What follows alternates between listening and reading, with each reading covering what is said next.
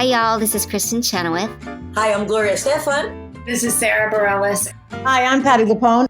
This is Lin-Manuel Miranda. You're listening to the Broadway Podcast Network. Hi, it's Roger Bart. Welcome to the Theater Podcast with Alan Seals.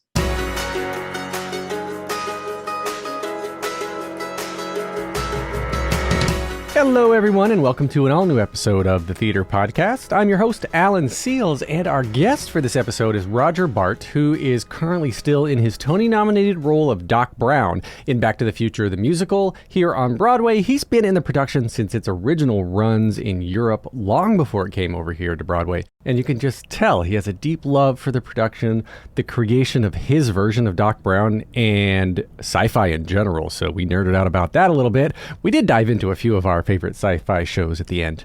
He even suggested that Galaxy Quest would make a great Broadway musical, and I kind of agree with him. Do you think so? I think either that or Super Troopers. So let's make it happen, people. But yeah, do your thing. Find me on the socials. Share the podcast with a friend. Tag another Back to the Future lover so they know these episodes are out there. And also make sure to go back and check out episodes 290 through 293, which was part of a 4-part miniseries I did last year with other Back to the Future cast members. Make sure to check me out on Patreon to see the video version of this episode. And now everyone, please enjoy this episode with Roger Bart. Here you go. 1, 2, 3.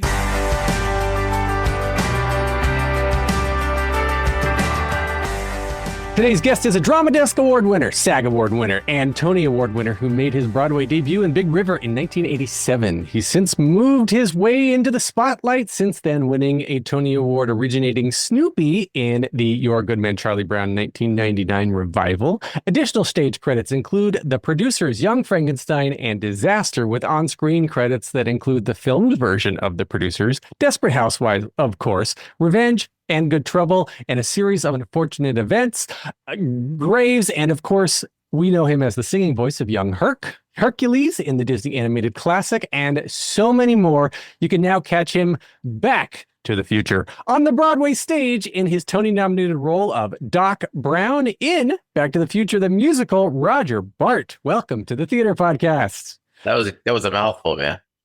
Well, I practiced it. I said it in the mirror, and I love that we're finally talking, because I did a Back to the Future takeover when the show opened. It was about a year ago now, with like Leanna and Casey and a bunch of the others from the show, and like your role being as demanding as it is. Like the business of show business, the press team was like kind of sequestering you a little bit. You're like, we gotta protect the Roger. Yeah. The old guy in the building. So now that we're finally chatting, I'm really, really excited. But it's beer. I want to touch on Young Hercules for a second, because we were talking before we started recording that my kids are in love with that movie. And I don't know if this is still done. You weren't the normal dialogue voice. What do they call it? The speaking voice? And then you did the singing voice? And how did the whole process work?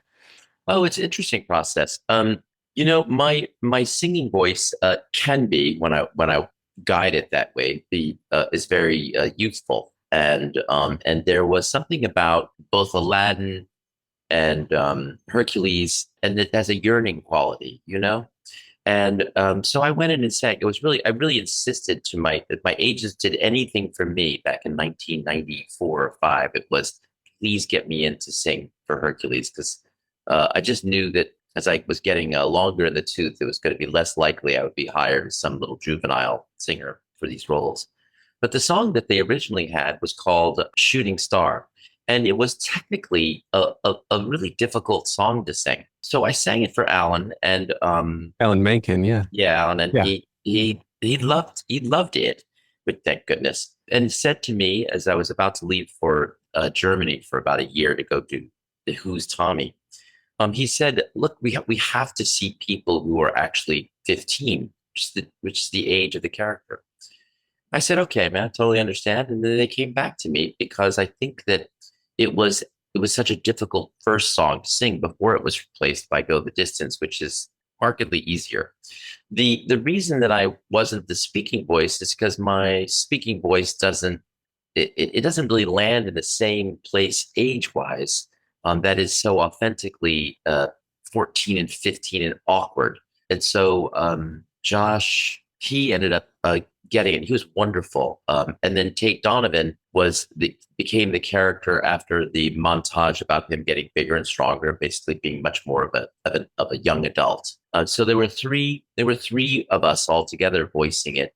But fortunately, Alan and I guess the team at Disney felt strongly that I should sing the song, and of course, I'm eternally grateful for that. It was a real thrill. And as a matter of fact, I think that I remember flying in from Germany, and they put me up at the wonderful Four Seasons Hotel overlooking Central Park. And that night, coincidentally, the night before recording at Sony, was the opening of I think Pocahontas in the park. So from my window, I watched the throngs of people watching on a beautiful, beautiful summer night. I could see the Delacorte. Well, I don't know if it was there though.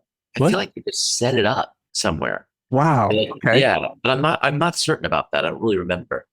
And then the very next morning, I went and sang Shooting Star there before it was then switched to Go the Distance. And at one point, the most thrilling moment really was I walked in. There was about 75 musicians there, Danny troops, lush orchestrations. And Michael Cosner, who was conducting it, said, "Hey, this is Roger. Let me introduce the orchestra." And so I kind of walked in the middle of them and stood on a little tiny podium, surrounded by them. And they said, "This is Roger Bart. He's the singing voice." And they gave kind of, typical orchestral applause, which sounds something like this. It's less than golf class. It's kind of less. It's sort of like, like bows on palms, And then they said, "You want to just run through it once and see how the tempo feels?" And I said, "Yeah, sure." So I did. And of course, I I just couldn't get through it. I couldn't get through it. Like a lump in my throat grew so fast because it was not only a dream come true, but I was surrounded by live musicians who were all brilliant, at least 25 strings playing. And it was such a sweet song about longing to belong somewhere, to try to understand why it is that I don't fit in. And so it was an astounding and emotional experience, ultimately. And then thank goodness they came back to me with the changed, a new, more upbeat Go the Distance, much more positive, rather than living a little bit in Shooting Star was a little lonelier song and a little less positive. And so has anyone ever released Shooting Star as like I think it's out there somewhere, but I'm not absolutely certain.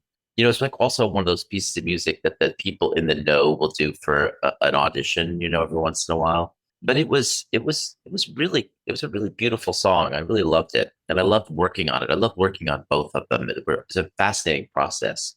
If we both hang on for long enough, if we both somehow are strong enough, we'll find out where we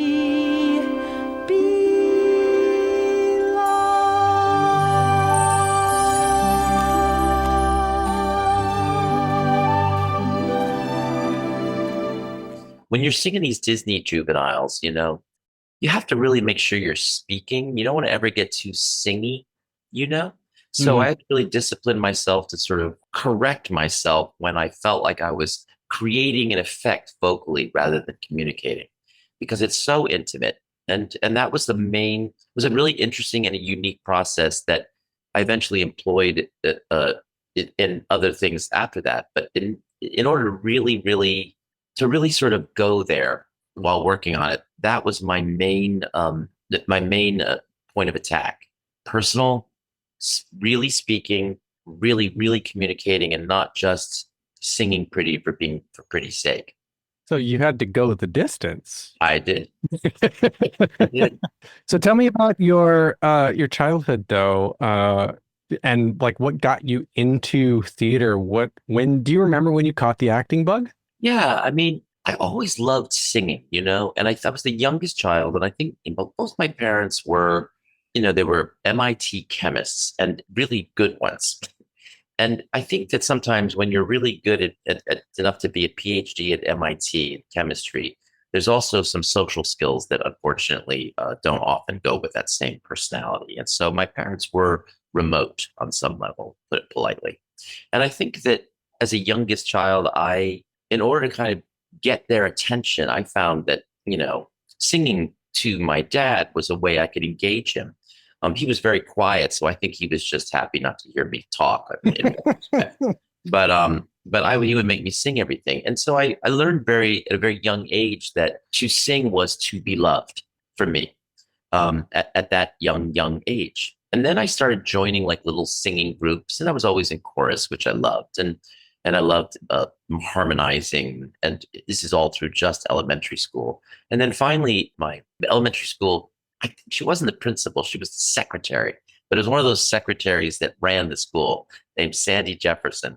And she put on a kind of an abridged version of Oliver Twist. And when I played the Artful Dodger, and I had a top hat and tails, and I think I even wore, I think, a Green Bay Packers white T-shirt underneath the performance.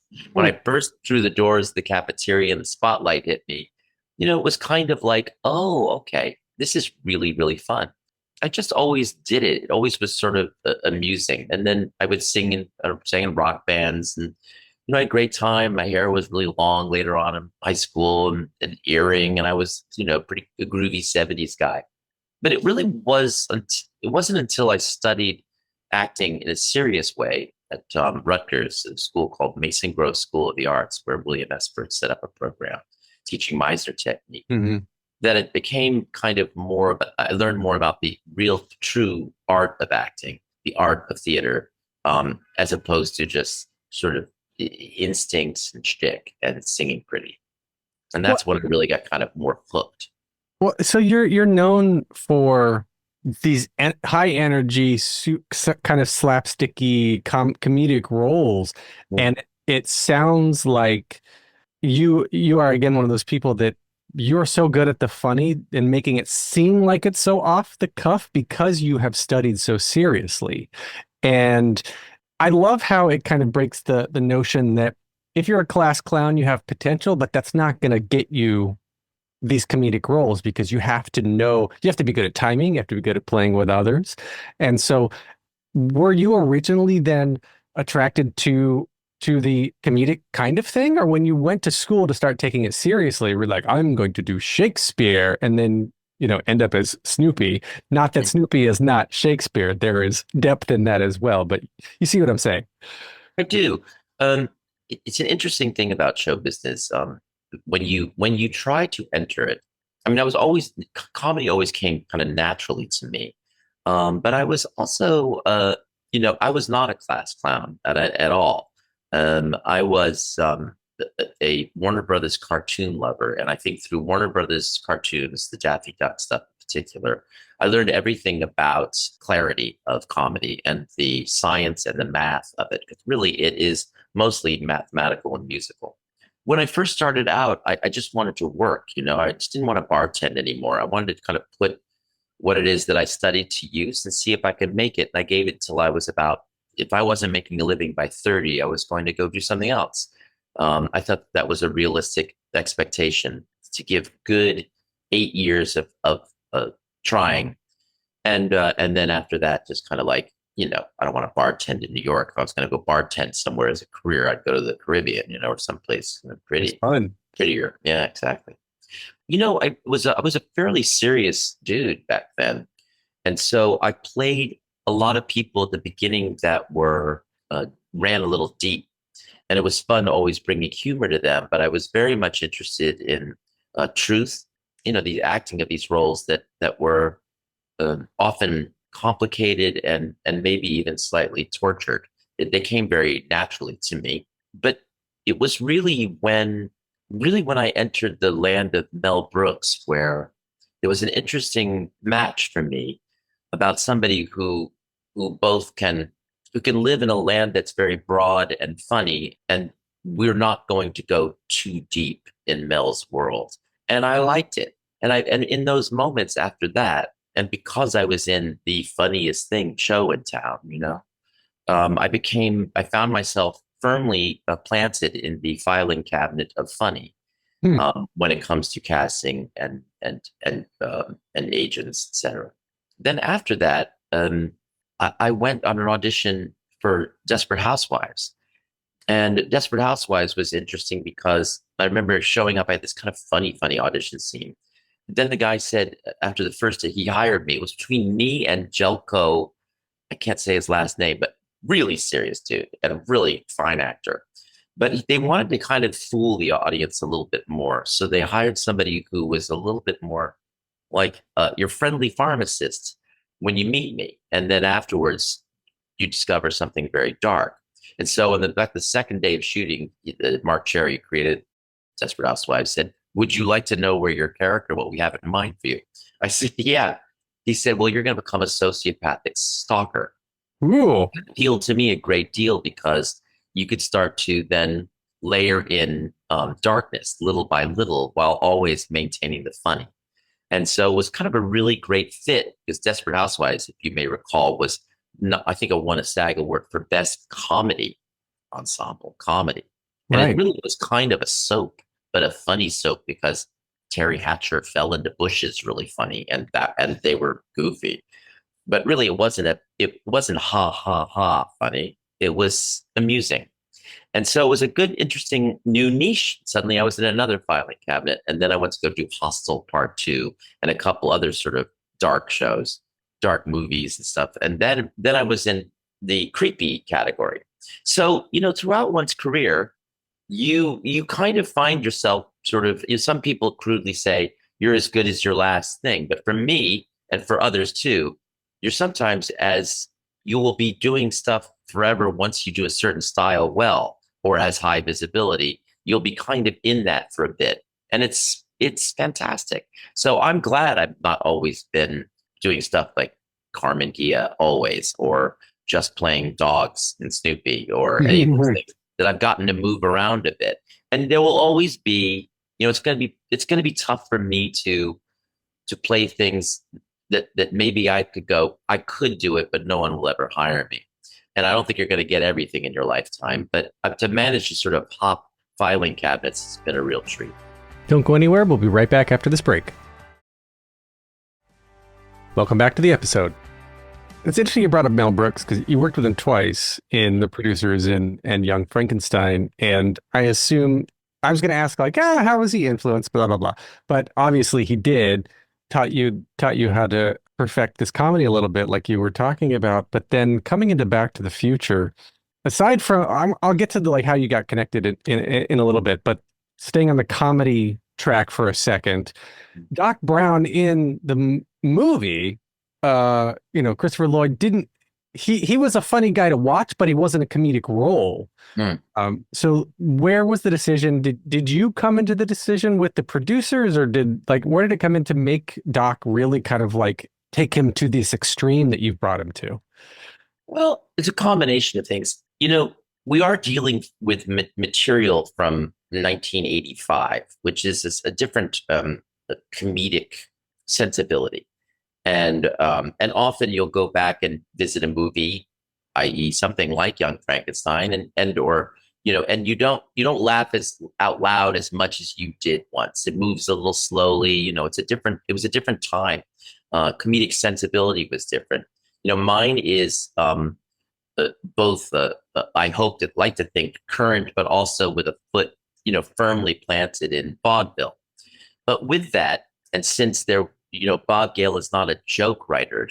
These are funny situations, and it's basically a sci-fi thing. But I felt that it was an opportunity because I was referred to as a lunatic often and things like that in the show. When you're going to meet Doc Brown, a lunatic who's not funny is just not. I don't think is kind of quite the right fit for a big Broadway musical comedy, which is what we've kind of made it. Mm-hmm. So I think that they welcomed things that were funny and surprising. I think they were welcoming to us, or me certainly, to a newer version of the show because they trusted that the story is so good, and it is, that it wouldn't be compromised by some, for want of a better word, some mugging and some structure that is more comedically satisfying. Second thing that really was interesting in its evolution was a line that happened when we were first presented with the song "It Works," which happens really early in the song. It works. In terms of the vernacular, it's spectacular because it works. And when it was first played to me, there was no intention of there being background singers. But I said immediately, it would be great if we had people kind of singing hot background vocals, that make it pop in a way. It's a little lonely out here singing this song by myself, Mhm. And this is even before we'd even staged it, but my intuition told me, we should have some people. Then we had, they agreed, and then we had a kind of an interesting and amusing discussion as to where these people would come from. Was it that it was 1:15 in the morning in a mall parking lot in a small town in California? So my mind goes to, a subset of people that may not be necessarily appropriate for a musical theater first number of show. Then John came up with the idea, along with the writers, that they should just be, hot chicks. So they put hot girls in there. They called them like the DeLorean Nets or something, I can't remember. But in the course of that song, since it was so funny that the idea that these ladies would come out of virtually nowhere at 1:15 in the morning, two things happened. I knew that our audience was going to be predominantly, since it's sci-fi, and it's such a beloved movie by people like yourself and by so many other men that I've worked with, particularly technical people who think it's a perfect movie. They always, a large majority of them share this point of view that musicals are inherently silly because they involve suddenly a bunch of people in town who all seem to understand that we're all going to sing the same lyrics, the same melody, and then we're going to dance together. And there is kind of a leap that a lot of men who don't necessarily just grow up on musicals go, I just don't get it. I don't get it, So I said we should have a line that says, "Hey Doc, yeah, where the girls come from?" And I go, "I don't know. They just show up every time I start singing," which would then put at ease a lot of men in the audience, which I knew were going to be our audience, a lot of men and their sons. Mm-hmm. And sure enough, I think that worked. Hey Doc, who are the girls? I don't know. They just show up every time I start singing. And what happened then is that the show, and particularly the character, became aware that we were in a storytelling situation where the absurd happens. And once you introduce the absurd and that you are in a musical and the character is aware that you're in a musical, then a bunch of rules break down, So they'll say to me sometimes, I'll hear these, I always hear this absurd question that says, why does he break the fourth wall? And I think, have you seen any musicals? I mean, there's They're a ridiculous. band underneath you. Like, you have no problem with a band being underneath you, but then suddenly if the actor looks at the audience, like, I get it on some level, but the world can be, you can be more unique. And so there are times when I'll enjoy the audience and be aware. And then we get back to the great story. As long as you don't stay there, it's lame. But a funny thing happened the way of the forum, I used to hear that Zero Mostel used to go out at intermission early and he would read the baseball scores with the game. Like he would just go and talk to the audience and have fun. And he'd come back and he'd start the show. But you never felt like the show was being compromised. This is a great, fun, silly story. Also, I think when I saw One Man, Two Governors, which I'm sure you probably saw, I remember I was totally suckered by the audience plants. It was the most memorable, so funny moments. My daughter and I screamed laughing. And then it was plants. And I thought, how great. And do I look at it and go, but I really felt that I really didn't feel like I enjoyed the story quite so much of One Man, Two Governors? No, I remembered having a great time because on some level I was slightly duped. I find that comedically to play in this world and to surprise and have fun is really helpful to the show. There is a part of me that would love to clone myself and do the whole show without any attempt to try to be funny. It would be interesting. It wouldn't be the same show at all. Certainly it would not. It would not be. And some of it's in the writing. I mean, some of it is really, funny. Bob wrote a bunch of jokes that are I call Spockisms, and what they are is like, I'll give you an example. In order to get two Homo sapiens to mate, they have to be alone together. The precursor, which requires you to arrange for them to interact in a socially significant situation. A socially significant situation? You mean like a date? Precisely. That's the joke that he often writes for Doc, which is I over science and with over verbiage convey a thought, and then Michael J. Fox looks and goes, "You mean like a date?" He goes, "Yeah, that's what I meant." That's a great joke. That's a great joke once, maybe even a great joke twice. But if scientific verbiage isn't flipped on its head a little bit sometimes, or augmented with other flavors of vaudeville, it's not that it will get tired fast. Part of what was appealing about Chris Lloyd, more than almost anything that I always love about watching Christopher Lloyd, is when he goes on screen, you know that you're kind of going to be surprised by him. You're going to be surprised by he's going to do something weird. He's going to do something crazy. It's going to be big, be long, So that is the gag, right? So if you have a running gag that is maybe even the same gag like the one I just described, you have to kind of maintain a surprise element. So when I get on stage, I want the audience to feel like he's going to do anything. Let's sit up in our seats. He's going to go crazy. He's going to either talk to us. He's going to keep us engaged. And that to me in this context is very important. If I were doing the Lehman trilogy, I don't think I'd do it. But do I find myself firmly placed in a certain filing cabinet because I do this well? Probably. Well, it's what it is, man. This is one of those IPs. It's a property. It's a story that people have, like the parents are not only grew up on the trilogy, grew up on the story, but now they've shown their kids. The kids are getting into it. So it's truly hard to make something sound fresh and original 8 times a week when the audience is already ahead of you. They know how it's going to end, and they know what the twists are. So I think bringing the comedy into it like you did, and breaking the fourth wall to acknowledge, yeah, we know this is a musical and right. This isn't the movie. You're not, we're not really time traveling, wink, wink. Right. The audience is like, we're here for the fun. It is absurd. I mean, at 88 miles an hour, plutonium, and a little box with lights that I say does it all is in and of itself a fairly absurd notion. You have to have a leap, right?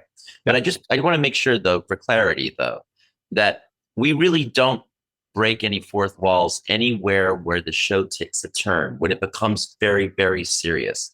There is a time and place for that kind of silliness, but mostly what we do is tell the story of Back to the Future that Bob wrote, which is unique and wonderful, and we really do adhere to the high stakes situation of it. But we are in a musical, but we don't yuck it up in places that ever compromise. I think we try not to. Occasionally something will happen, but it compromises the tension of Marty's dilemma. Like every time we're in Doc's house, you and Casey it's fair game, whatever you want. It is to some extent, but I mean, you those wonderful scenes in like movies like, sorry, it's New York City. Well, it's like wonderful scenes in like Lethal Weapon, or the great movies with Gene Wilder and Richard Pryor. They're being shot at. They're kind of like both have their gun and they're both leaning up against the wall, and it's 100 guys to the two of them. They're cracking jokes. Yeah, they are. Yeah. That's what makes it good. Charles Grodin. Remember how funny he was? I mean, these guys were funny. They were truthful, but you saw why they're such good friends, and you watch their friendships, particularly in things like, what was the Nick Nolte one where he has Eddie Murphy, I think, and he's got him and he's a prisoner or whatever, and this stuff. But they end up kind of loving each other even though they can't stand each other, kind of thing, because you watch them play in rather dire contexts. And I wanted to make sure too that was it. You were both watching a friendship unfold.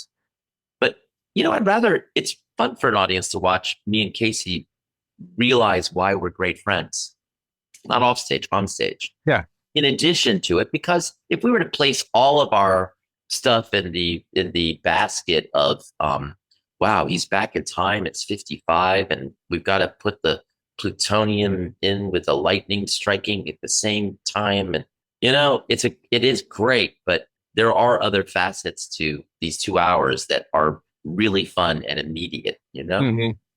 I love it when mistakes happen, especially with the two of you. When I saw it the other night, near the end, when I think you throw him the keys or he throws you the keys, and Oh, you came that night. yeah, yeah, and I Yeah. think Did he make me do it again?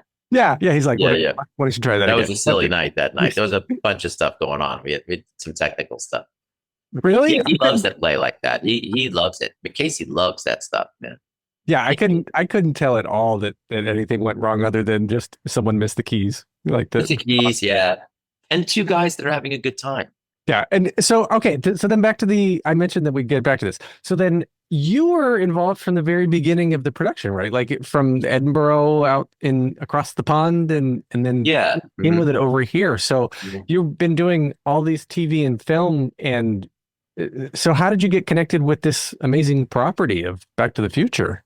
Well, it was 2015. I was in Los Angeles, and my manager and agent emailed me that would I like put myself on tape for upcoming for Back to the Future being developed by a British producer, Colin Ingram.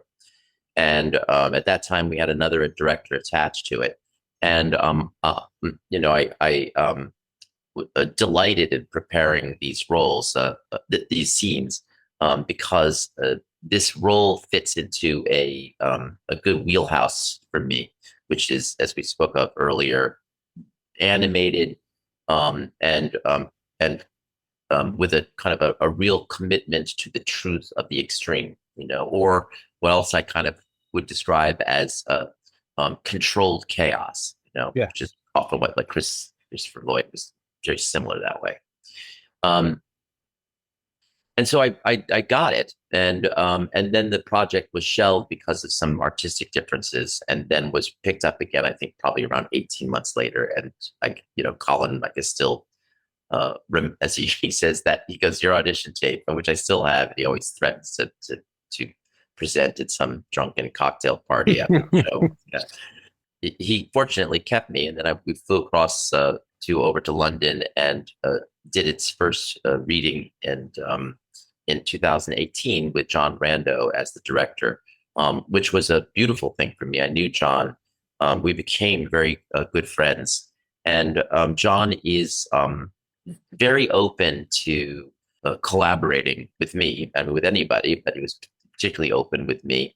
Some interesting things dynamically made it so that it was all right to listen to me and my ideas. That being, I'm 35 years older than most everybody else in the cast.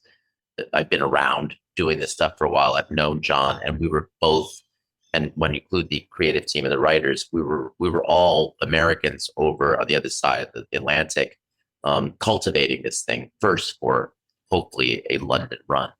And so we worked on it together, and we spent a lot of time eating out after rehearsals and talking about the structure, particularly the placement of songs, and we messed with it a lot. We had a great time, and fortunately, over the years, we ended up finally 2.5 years later putting it on in Manchester, England, until we were sort of abruptly sent home because of the pandemic, along with every other show. Right. Don't go anywhere. We'll be right back after this break. Welcome back to the episode. I remember it, like in Edinburgh, I was getting so many great reviews. I heard so much skepticism and amazing feedback about it. Because skepticism of like, how can you take this iconic story and turn it into a musical? And we've covered the why it works, right? Yeah. But then remind me of the timeline. So when you were sent home, we were there kind of we went like it was like January, I think, probably of 2020. Right. And then did you come sent home like March, Yeah. Did you come back to New York and sat, my daughter and I, and then sat for about 18 months. And as far as it's to address the quote unquote skepticism, I think what you're describing basically is a lot of times with these properties of very, very popular movies, there is a reluctance to, first of all, make them into anything else. And by the way, let alone a musical. Oftentimes, whenever you saw, like, for me, Lost in Space, what? No, without the original Dr. Zachary Smith, like, no, you can't. People just don't want They're change. purists. There was always a kind of a loyalty to the original productions of things. So even when you make the movies, it is met with a certain kind of no, please don't. I mean, I still have not even seen West Side Story because I can't. There's a part of me that just can't bring myself to not see the Jerome Robbins, and that's the one I love. And I don't want to, so everybody has this, including me. So I get it. And also, I kind of find that when you do a movie, particularly, and turn it into a musical that isn't quite as popular, it was a little bit more niche. Like, I didn't really hear a lot of people going, no, you can't make Once into a musical. No, not the Full Monty. Oh my God, no. But if it's big, like Us, a franchise, or let's say Star Wars, the musical, or Lord of the Rings, which they tried a few years ago up in Canada, I mean, like there's always a lot of resistance. And you know what? I get it. But there's resistance in Star Wars?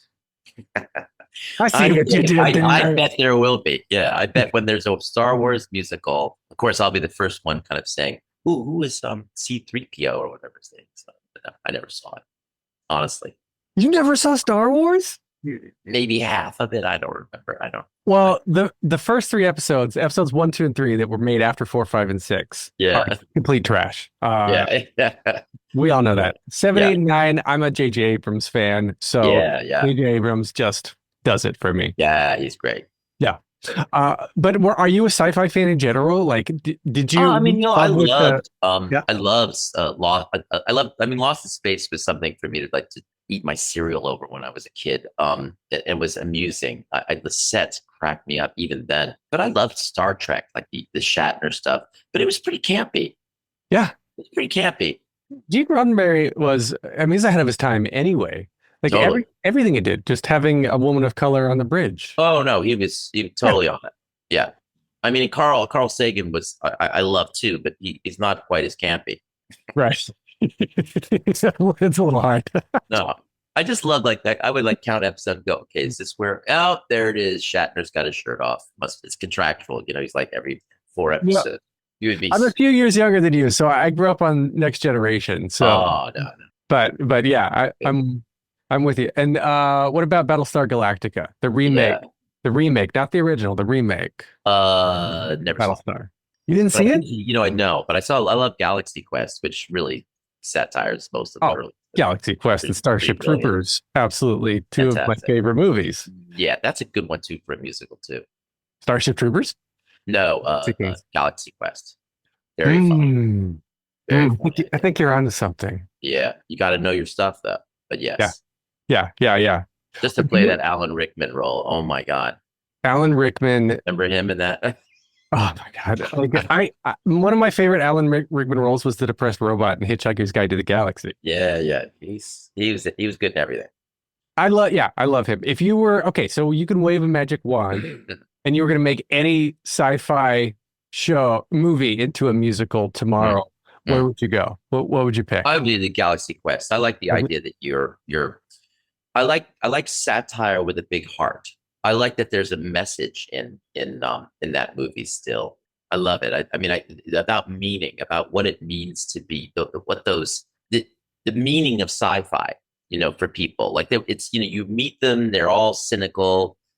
Only one guy sort of vaguely, his life is miserable. He's a drunk. It's just these signing autographs for. As a friend of mine once said to me, you sign the autographs, make sure you have like your big thing of Purell and the whole just because it's just, hi, how are you?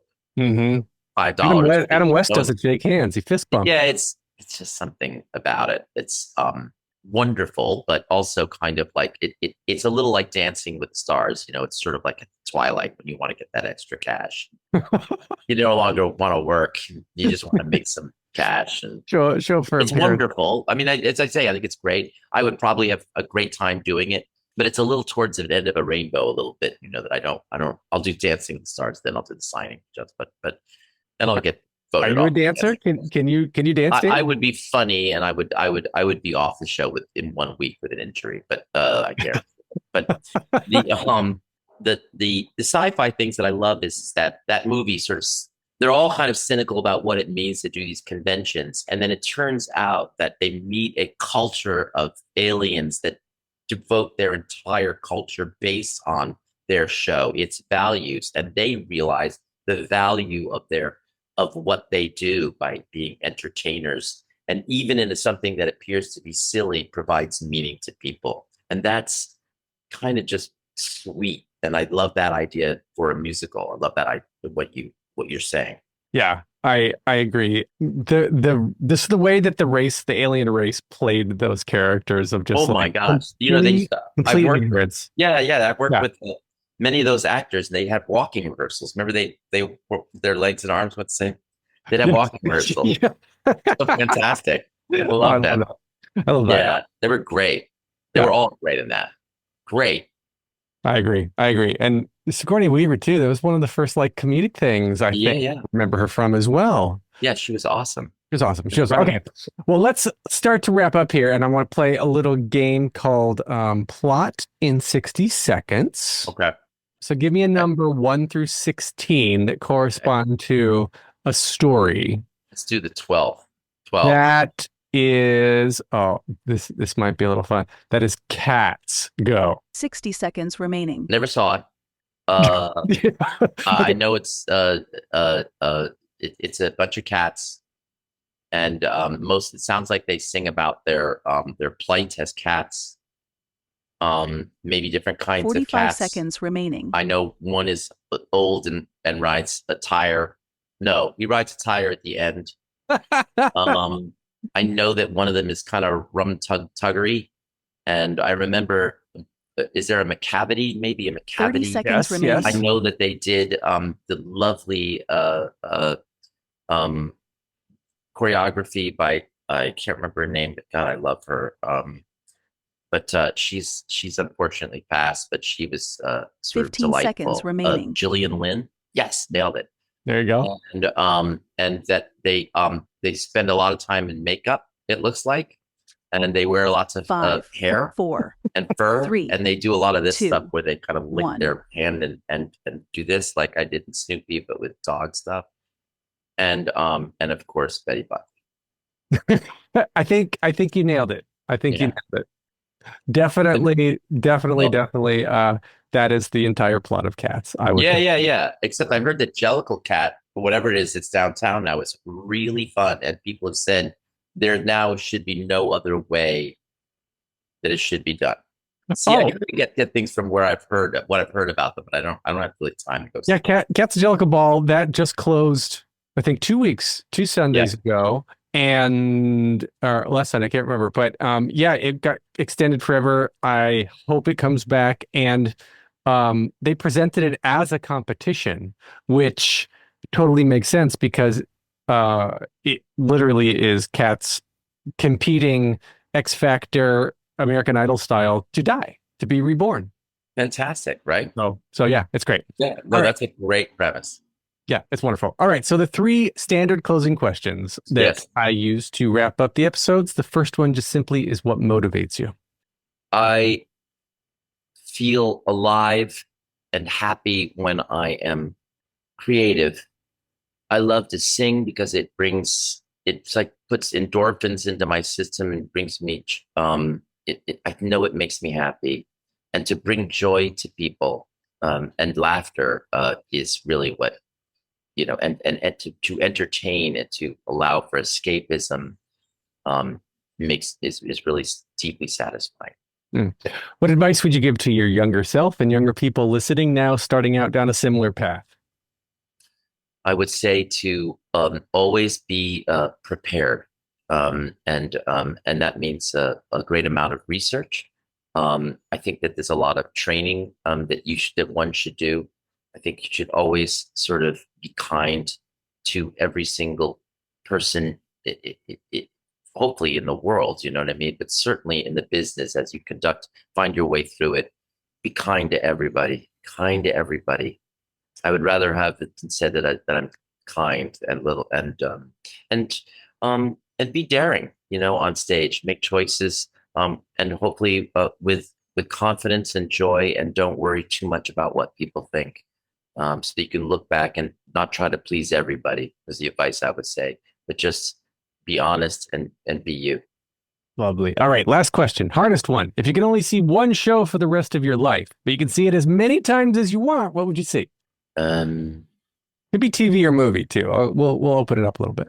Yeah. I love the Beatles, and I really did enjoy Yesterday. And the reason I loved Yesterday so much was that I loved the idea of somebody bringing the Beatles songs to the world that had never heard the Beatles songs. Mostly that movie to me was moving, deeply moving, because of Lily James. Is that her name? I think it is. She played the lead girl in it.